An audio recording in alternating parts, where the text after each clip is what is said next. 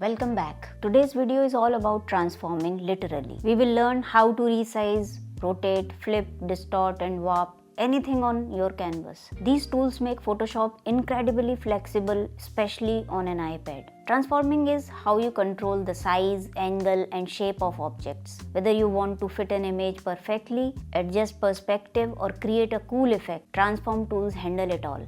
So let's create a new canvas. I'm choosing the custom size, which is 7 inches by 5 inches. Hit the create button and you will see a new canvas. I will bring an image by tapping this button and going into the files. Let's bring this image and hit the done button. You will see a new layer has been created automatically, and this is the button to select the image. And to go into the transform tool, we have to click this icon of transform. So what all you can do with the transform? Once you select a layer and tap the transform tool, here is what you can do. You can drag the corners to make your image bigger or smaller. Right now it is maintaining the proportion, and if you want to resize it regardless of this constraint, you can tap this circle and on the edge it will allow you to scale from the center, and at the center you can scale it without any constraints. You can scale it uniformly also, and you can rotate your image also.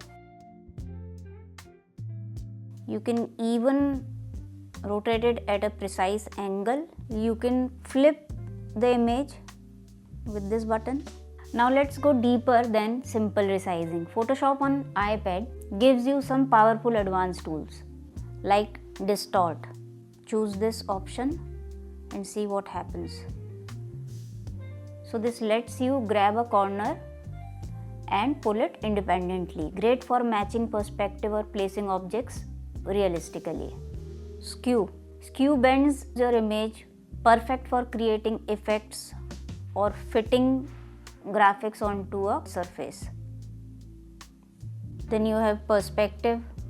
This mode adjusts all corners together to simulate depth, useful for fixing tilted photos or match the angle of a background.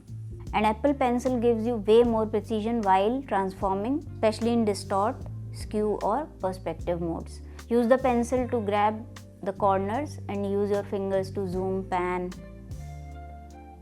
So to keep your work clean, avoid these. Stretching faces or objects unnaturally, transforming the wrong layer, forgetting to rasterize if needed, not keeping a duplicate before heavy editing, over warping or skewing, making image look unnatural. And that's how you master transform and warp tools in Photoshop on iPad. In the next video, we will explore brushes, how to draw, paint, add textures and create stylish effects effortlessly. See you in the next lesson.